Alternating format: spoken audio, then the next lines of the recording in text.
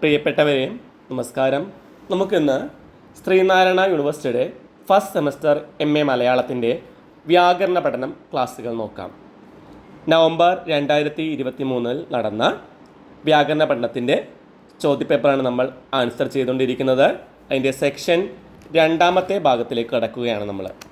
ചോദ്യം നമ്പർ 9 തദ്ധിതം എന്നാൽ എന്ത് വിശദമാക്കുക. നാമങ്ങളിൽ നിന്നും ഭേദകങ്ങളിൽ നിന്നും ഉണ്ടാകുന്ന നാമങ്ങൾക്കാണ് തദ്ധിതം എന്ന് പറയുന്നത്. തദ്ധിതങ്ങളെ 4ആയി തരംതിരിക്കാം. തന്മാത്ര തദ്ധിതം, തദ്വത് തദ്ധിതം, നാമനിർമ്മായി തദ്ധിതം, പൂരണി തദ്ധിതം. കഴിഞ്ഞ ചോദ്യപേപ്പറിൽ നമുക്ക് വിശദമായി ചർച്ച ചെയ്തതുകൊണ്ട് നമുക്ക് അടുത്ത ചോദ്യത്തിലേക്ക് കടക്കാം.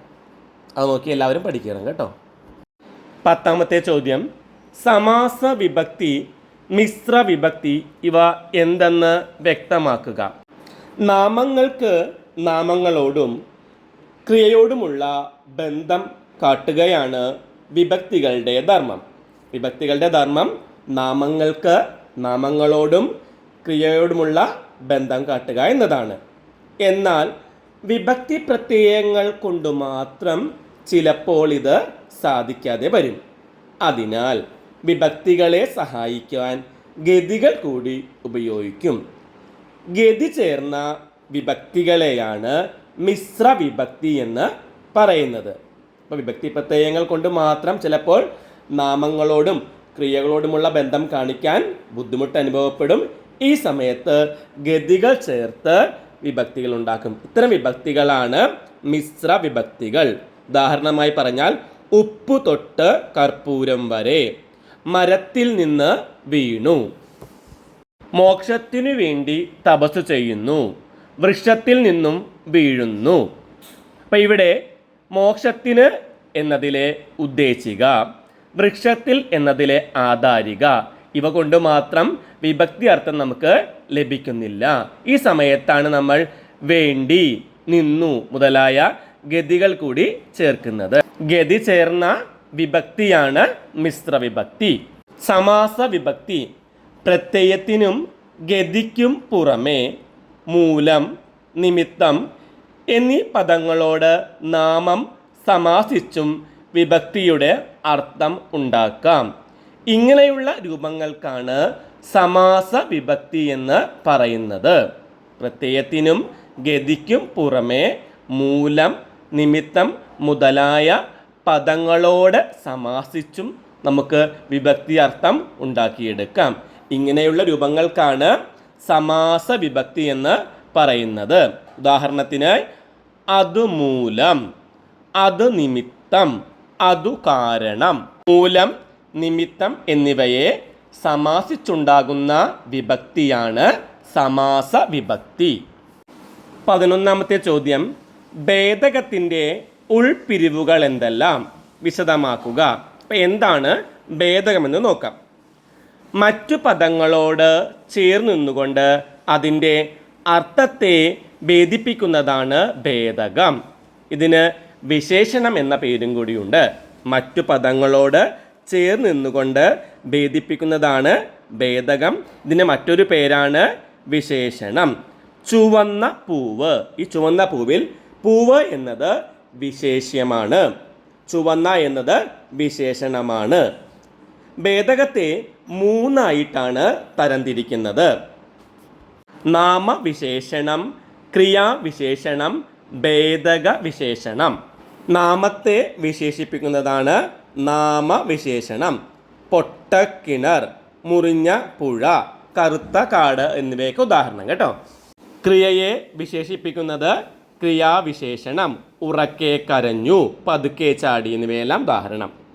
ഭേദക വിശേഷണം, ഭേദകത്തെ വിശേഷിപ്പിക്കുമ്പോൾ ഭേദക വിശേഷണം. വളരെ വേഗത്തിൽ ഓടി, അല്പം വളഞ്ഞ വടി. ഇനി ഭേദകത്തിൻ്റെ ഉൾപ്പിരിവുകൾ എന്താണ് എന്നാണ് ചോദ്യം. ഭേദകത്തിൻ്റെ ഉൾപ്പിരിവുകൾ നോക്കാം. ശുദ്ധം, സാർവനാമികം, സാങ്ക്യം, വിഭാവകം, പാരിമാണികം, നാമാങ്കജം, ക്രിയാങ്കജം എന്നിങ്ങനെ ഭേദകത്തിന് 7 ഉൾപ്പിരിവുകൾ ഉണ്ട്. ശുദ്ധം, വികാരമൊന്നുമില്ലാതെ അല്ലെങ്കിൽ മാറ്റമില്ലാതെ നിൽക്കുന്ന ശബ്ദസ്വരൂപമാണ് ശുദ്ധം. പ്രകൃത്യാ തന്നെ ഭേദകമായതാണ് ശുദ്ധം. തിരുവോണം, ചെറുപയർ. നൽ, നന്മുത്ത്. തിരുമുഖം, ചെന്താമര. ഇവയൊക്കെ ഉദാഹരണമായിട്ട് വരും കേട്ടോ. രണ്ടാമത്തേത് സാർവനാമികം. സർവനാമം ഭേദകമായി വരുന്നതാണ് സാർവനാമികം.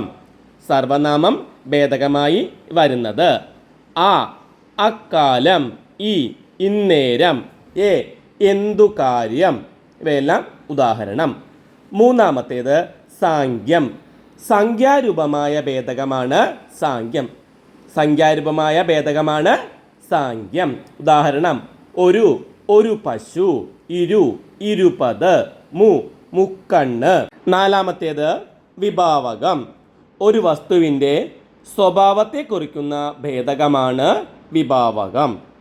ഉദാഹരണം: മണ്ടി, പൊട്ടൻ, സമർത്ഥനായ കുട്ടി, മിടുക്കനായ പുരുഷൻ എന്നിവയെല്ലാം ഉദാഹരണം. അഞ്ചാമത്തേത് പാരിമാണികം. അളവിനെ കുറിക്കുന്ന പദം വിശേഷണമായി വരുന്നതാണ് പാരിമാണികം. അളവിനെ കുറിക്കുന്ന പദം വിശേഷണമായി വരുന്നത് പാരിമാണികം. ഉദാഹരണം: നാഴിയരി, ഒരു പറ നെല്ല്, ഒരു തുടം നെയ്യ്. ആറാമത്തേത് നാമാങ്കജം. പേരച്ചം വിശേഷണമായി വന്നാൽ നാമാങ്കജം. പേരച്ചം വിശേഷണമായി വന്നാൽ അത് നാമാങ്കജം. ഉദാഹരണം: പെറ്റമ്മ, വളഞ്ഞ വഴി, കറുത്ത പശു. ഇവയെല്ലാം ഉദാഹരണം. ഏഴാമത്തേതാണ് ക്രിയാങ്കജം.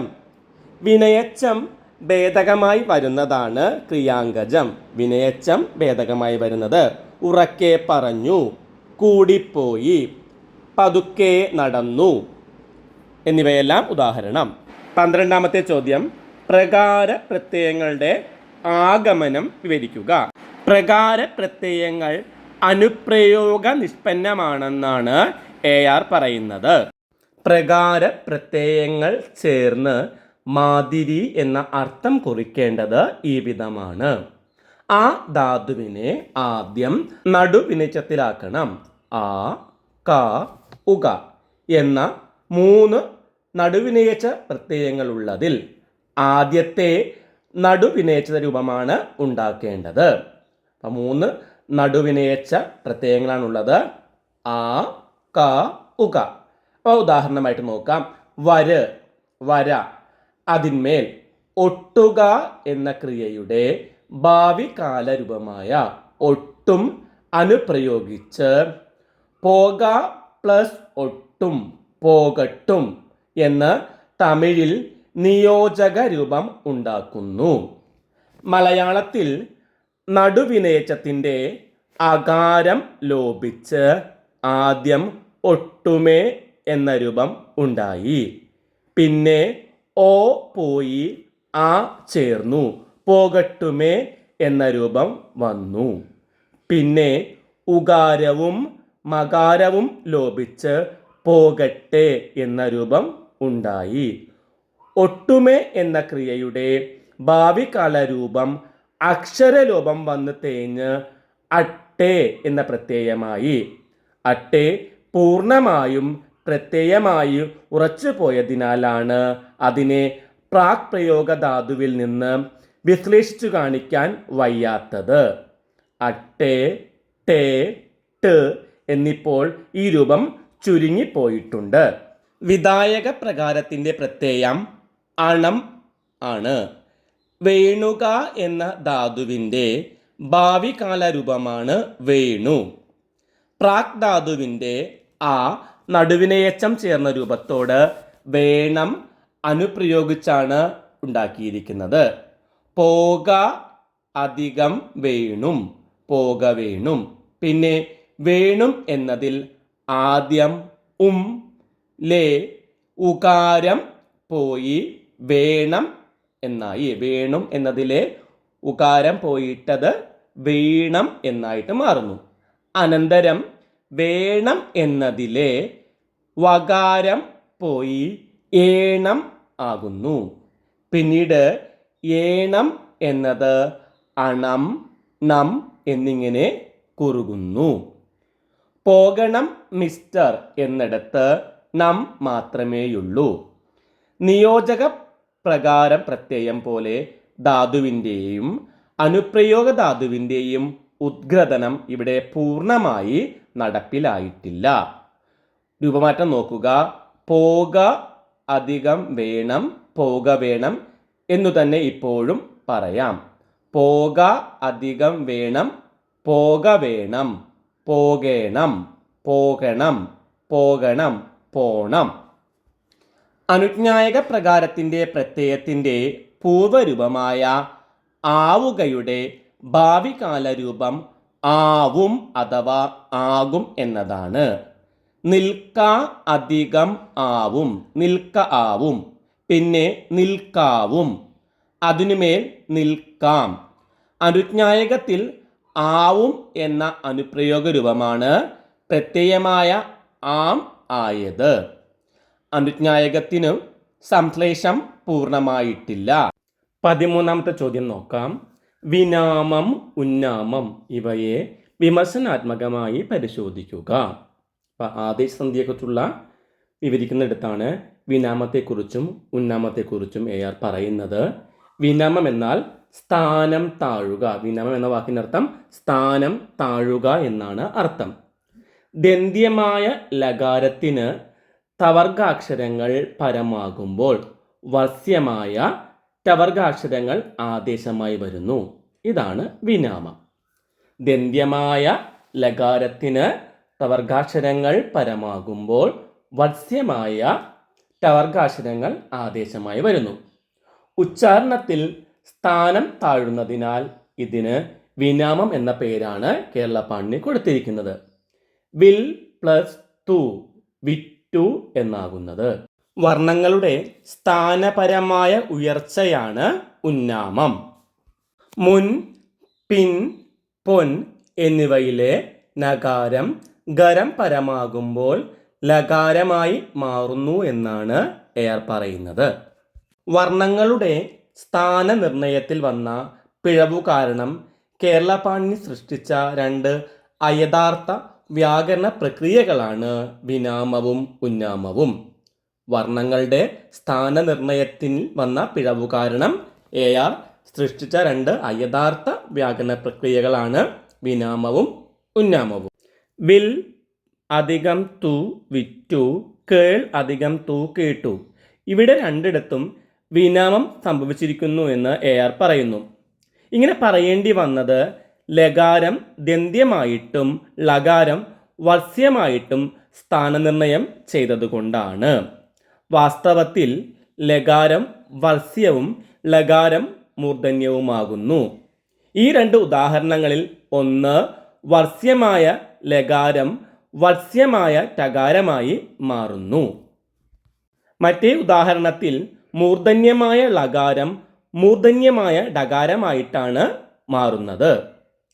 വിനാമത്തിന് ആസ്പദമായ വർഗാന്തരീകരണം ഇവിടെ രണ്ടിടത്തും സംഭവിക്കുന്നില്ല. വിനാമം എന്ന ഒന്നില്ല, അതുപോലെ ഉന്നാമവും ഇല്ല എന്നാണ് CL ആന്റണി പറയുന്നത്. ഇവിടെ നടക്കുന്നത് സവർണനമാണ് എന്ന് അദ്ദേഹം പറയുന്നു. ലകാരങ്ങൾക്ക് തെറ്റായ സ്ഥാനമൂല്യം കൊണ്ടുവന്നത് കൊണ്ടാണ് ARന് ഇത്തരത്തിലൊരു പിഴവ് സംഭവിച്ചത്. മലയാള വർണ്ണങ്ങളുടെ ഉച്ചാരണ സ്ഥാനങ്ങളെക്കുറിച്ച് വിവരിക്കുമ്പോൾ ലകാരത്തെ വർസ്യസ്ഥാനത്തും ലകാരത്തെ മൂർധന്യ സ്ഥാനത്തുമാണ് AR ഉൾപ്പെടുത്തിയിരിക്കുന്നത്. പിന്നീട് ദ്രാവിഡ വർണ്ണങ്ങളെക്കുറിച്ച് വിവരിച്ചപ്പോഴും ആദേശസന്ധി ചർച്ചയിലും ലകാരത്തെ വത്സ്യമായി മാറ്റി പറഞ്ഞിരിക്കുന്നു. യഥാർത്ഥത്തിൽ ലകാരം വസ്യവും ലകാരം മൂർധന്യവുമാണ്.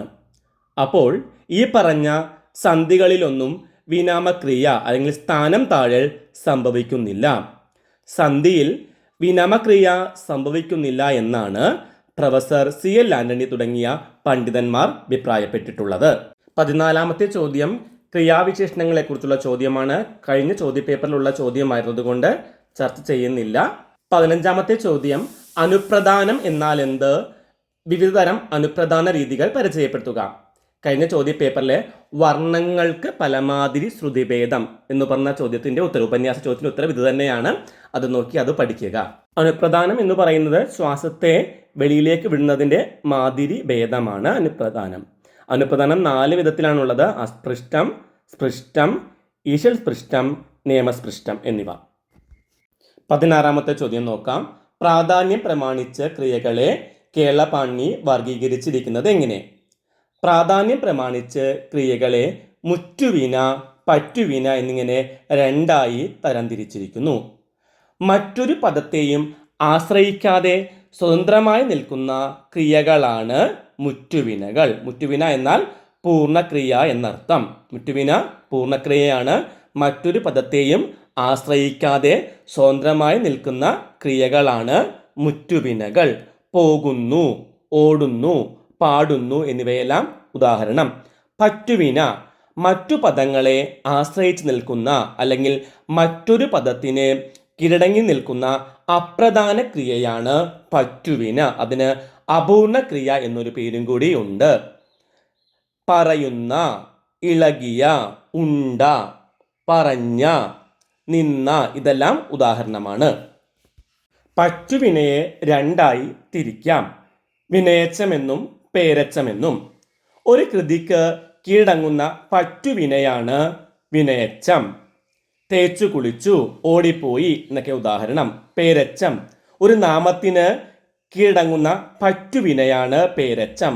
പറഞ്ഞ കാര്യം, കൊടുത്ത പുസ്തകം. വിനയച്ചത്തെ 5ആയി തരംതിരിക്കാം. കഴിഞ്ഞ ക്ലാസ്സിൽ നമ്മൾ ചർച്ച ചെയ്തതാണ്, പേരുകൾ മാത്രം പറയാം. മുൻവിനയച്ചം, പിൻവിനയച്ചം, നടുവിനയച്ചം, തൻവിനയച്ചം, പാക്ഷിക വിനയച്ചം. അടുത്ത ചോദ്യം: ആഭ്യൂഹിക വ്യാകരണം, നിർദ്ദേശാത്മക വ്യാകരണം ഇവ വിശദീകരിക്കുക. നടപ്പിലുള്ള ഭാഷയുടെ പ്രയോഗങ്ങൾക്ക് അടിസ്ഥാനമാകുന്ന ഭാഷാ നിയമങ്ങളെ രേഖപ്പെടുത്തുകയാണ് ആഭ്യൂഹിക വ്യാകരണത്തിൻ്റെ പഠന പദ്ധതി. നടപ്പിലുള്ള ഭാഷയുടെ പ്രയോഗങ്ങൾക്ക് അടിസ്ഥാനമാകുന്ന ഭാഷാ നിയമങ്ങളെ രേഖപ്പെടുത്തുക. AR രാജരാജവർമ്മ മലയാളത്തിന് വ്യാകരണം എഴുതാൻ ആശ്രയിച്ചത് സംസ്കൃതത്തിലെ പാണ്യത്തെയാണ്. കേരള പാണ്യം എന്ന പേര് തന്നെ ഇതിന് ഉദാഹരണമാണ്. ഭാഷാ നിയമങ്ങളെ വിവരിക്കുകയും ഭാഷാ ഘടനയെ വ്യക്തമാക്കുകയും ചെയ്യുന്ന സമീപനമാണ് 1896 പ്രസിദ്ധീകരിച്ച ആദ്യ പതിപ്പിൽ അദ്ദേഹം സ്വീകരിച്ചത്. കേരള പാണ്യത്തിൻ്റെ പ്രതിപാദന ശൈലിയിലും സംവിധാനത്തിലും മാത്രമല്ല, ചിന്താ പദ്ധതിയിലും പാണ്യത്തോട് നമുക്ക് സാമ്യം കാണാവുന്നതാണ്. 2 ദശകം കഴിഞ്ഞ് കേരള പാണ്യത്തിൻ്റെ പരിഷ്കരിച്ച പതിപ്പ് പ്രസിദ്ധീകരിച്ചപ്പോൾ അദ്ദേഹം ഈ ആഭ്യൂഹിക രീതി മാറുന്നുണ്ട്. തൻ്റെ വ്യാകരണ രചനാ പദ്ധതിയെ തന്നെ മാറ്റിയതിന് അദ്ദേഹം സാക്ഷ്യം പറഞ്ഞിട്ടുമുണ്ട്. ഒരു ഭാഷയ്ക്ക് വ്യാകരണം ചെയ്യുന്നത് 2 വിധമാകാം. ആ ഭാഷയിലെ രൂപസിദ്ധിക്രമം, അന്വയ സമ്പ്രദായം മുതലായത് തൽക്കാലത്തെ രീതി അനുസരിച്ച് പരീക്ഷിച്ചു നോക്കിയിട്ട് അതിനെല്ലാം ഉപപത്തി ഉണ്ടാകത്തക്ക വിധം ചില സിദ്ധാന്തങ്ങളെ കൽപ്പിച്ചു കൊള്ളുക. ഇത് അഭ്യൂഹം എന്ന് പറയുന്ന കേവല യുക്തിയെ അടിസ്ഥാനമാക്കി പുറപ്പെടുന്ന മാർഗമാകയാൽ അതിനെ ആഭ്യൂഹിക പ്രസ്ഥാനമെന്ന പേർ. ചുരുക്കി പറഞ്ഞാൽ കേരള പാണി ആദ്യം ആഭ്യൂഹിക രീതിയിലാണ് കേരളീയ പാണ്യം എഴുതിയത്. പിന്നീട് പുതിയ കാലത്തെ വ്യാകരണ പഠനരംഗത്തുണ്ടായ മാറ്റങ്ങളെ പിന്തുടർന്ന് കൂടുതൽ ശാസ്ത്രീയമായ ആഗമിക രീതിയിലേക്ക് ചുവടുമാറ്റമുണ്ടായി. നിർദ്ദേശാത്മക വ്യാകരണം നോക്കാം. ഒരു ഭാഷയുടെ ഘടനയെക്കുറിച്ച് അപഗ്രഥനം നടത്തി അതിലെ ശരി തെറ്റുകളെ വേർതിരിച്ച് കാണിച്ച് നിയമപരമായ ശരിയായ പ്രയോഗങ്ങളെ മാത്രം പ്രോത്സാഹിപ്പിക്കുന്ന സമീപന രീതിയാണ് നിർദ്ദേശാത്മക വ്യാകരണം. ഒരു ഭാഷയുടെ ഘടനയെക്കുറിച്ച് അപഗ്രഥനം നടത്തി അതിലെ ശരിതെറ്റുകളെ വേർതിരിച്ച് കാണിച്ച് നിയമപരമായി ശരിയായ പ്രയോഗങ്ങളെ മാത്രം പ്രോത്സാഹിപ്പിക്കുന്ന സമീപന രീതിയാണ് നിർദ്ദേശാത്മക വ്യാകരണം. പാരമ്പര്യ വ്യാകരണ ഗ്രന്ഥങ്ങളിലെല്ലാം ഈ രീതിയാണ് സ്വീകരിച്ചിരിക്കുന്നത്. ഒരു ഭാഷ യഥാർത്ഥത്തിൽ എങ്ങനെയെല്ലാം ഉപയോഗിക്കുന്നു എന്ന വിശദീകരണത്തിന് ശേഷം ഒരു ഭാഷ എങ്ങനെ മാത്രമേ ഉപയോഗിക്കാവൂ അല്ലെങ്കിൽ എങ്ങനെയെല്ലാം ഉപയോഗിക്കാൻ പാടില്ല എന്ന് ഭാഷാപ്രയോഗങ്ങളെ ശരിയും തെറ്റുമായി വിധിക്കാനാണ് ഈ രീതിക്ക് താൽപ്പര്യം. ഭാഷാപ്രയോഗങ്ങളെ നിയന്ത്രിക്കുന്ന നിയമങ്ങൾ നിർദ്ദേശിക്കുന്നതിനാലാണ് ഈ രീതിയെ നിർദ്ദേശാത്മക വ്യാകരണം എന്ന് വിളിക്കുന്നത്. അടുത്ത ചോദ്യം, സന്നിഹിത ഘടക അപഗ്രഥനത്തിൻ്റെ രീതിശാസ്ത്രം എന്താണ്? സന്നിഹിത ഘടകാപഗ്രഥനം എന്നത് ഭാഷാശാസ്ത്രത്തിൽ ഒരു വാചകത്തെ അതിൻ്റെ അടിസ്ഥാന ഘടകങ്ങളായി വിഭജിച്ച് അവയുടെ ബന്ധവും ഘടനാപരമായ പ്രാധാന്യവും മനസ്സിലാക്കുന്ന ഒരു രീതിശാസ്ത്രമാണ്. ഭാഷാശാസ്ത്രത്തിൽ ഒരു വാചകത്തെ അതിൻ്റെ അടിസ്ഥാന ഘടകങ്ങളായി വിഭജിച്ച് അവയുടെ ബന്ധം, ഘടനാപരമായ പ്രാധാന്യം ഇവ മനസ്സിലാക്കുന്ന ഒരു രീതി. അമേരിക്കൻ ഭാഷാശാസ്ത്രജ്ഞനായിരുന്ന ബ്ലൂംഫീൽഡാണ് ഈ രീതി ശാസ്ത്രത്തെ പരമാവധി പ്രചരിപ്പിച്ചത്. ICA പ്രകാരം ഒരു വാചകം അതിൻ്റെ ഏറ്റവും ചെറിയ ഘടകങ്ങളിലേക്ക് വിഭജിക്കപ്പെടുന്നു. ഇത് സാധാരണയായി 2 പ്രധാന ഘടകങ്ങളിലേക്കാണ് ആദ്യം വിഭജിക്കപ്പെടുന്നത്. തുടർന്ന് അവയുടെ ഉപഘടകങ്ങൾ കണ്ടെത്തി വിശദീകരിക്കുകയാണ് ചെയ്യുന്നത്. ഉദാഹരണം, അവൻ നല്ല പുസ്തകം വായിച്ചു. ആദ്യ ഘട്ടം അവൻ നല്ല പുസ്തകം വായിച്ചു. രണ്ടാം ഘട്ടം നല്ല പുസ്തകം വായിച്ചു. മൂന്നാം ഘട്ടം പുസ്തകം. ഇങ്ങനെ ഓരോ ഘട്ടത്തിലും വാക്യഘടനയുടെ അവയവങ്ങളെ തിരിച്ചറിയാനും അവ തമ്മിലുള്ള ബന്ധം മനസ്സിലാക്കാനും ഈ രീതി സഹായിക്കുന്നു. ഇങ്ങനെ ഓരോ ഘട്ടത്തിലും വാക്യഘടനയുടെ അവയവങ്ങളെ തിരിച്ചറിയാനും അവ തമ്മിലുള്ള ബന്ധം മനസ്സിലാക്കാനും ഈ രീതി സഹായിക്കുന്നുണ്ട്. ഇതിൻ്റെ പ്രാധാന്യം നോക്കാം. വാക്യഘടനയുടെ വിശകലനത്തിനും വ്യാകരണ കൃത്യതയ്ക്കുമായി ഉപകരിക്കുന്നു. വാക്യത്തിലെ ചേരുവകൾ തമ്മിലുള്ള ബന്ധം കൂടുതൽ ലളിതമായി തിരിച്ചറിയാനാകും. ഭാഷാശാസ്ത്രത്തിൻ്റെ രൂപശാസ്ത്ര, വാക്യശാസ്ത്ര മേഖലകളിൽ ഈ രീതി പ്രയോജനപ്പെടുത്തുന്നു. ഇതിൻ്റെ പരിമിതികൾ നോക്കാം. ഈ രീതി മുഴുവനായും നിഗൂഢമായ വാക്യങ്ങളുടെ നിർമ്മിതിയെ വിശദീകരിക്കാൻ കഴിയുകയില്ല. വ്യാകരണ ഘടനയിൽ മാത്രമായി ഒതുങ്ങുന്നതിനാൽ അർത്ഥപരമായ സങ്കീർണതകളെ കണ്ടെത്താൻ ബുദ്ധിമുട്ടാണ്. സന്നിഹിത ഘടകാപഗ്രഥന രീതി ഭാഷാശാസ്ത്ര പഠനത്തിൽ വാചകങ്ങളുടെ ഘടനാപരമായ മനസ്സിലാക്കലിന് സഹായിക്കുന്ന പ്രധാന സംവിധാനങ്ങളിലൊന്നാണ്. ഈ ചോദ്യപേപ്പറിൻ്റെ അടുത്ത ഭാഗവുമായി മറ്റൊരു ക്ലാസ്സിൽ കാണാം. എല്ലാവരും നല്ല രീതിയിൽ പഠിച്ചു വെക്കുക. പരീക്ഷ അടുത്ത് തന്നെ എത്തിയിരിക്കുന്നു. എല്ലാവർക്കും ക്ലാസ് ഇഷ്ടമായെങ്കിൽ ലൈക്ക് ചെയ്യാനും ഷെയർ ചെയ്യാനും കമൻറ്റ് ചെയ്യാനൊന്നും മറക്കരുത്. സബ്സ്ക്രൈബ് ചെയ്യാത്തവരുണ്ടെങ്കിൽ സബ്സ്ക്രൈബ് ചെയ്യുക. മറ്റൊരു ക്ലാസ്സുമായി കാണും വരെ എല്ലാവർക്കും നന്ദി, നമസ്കാരം.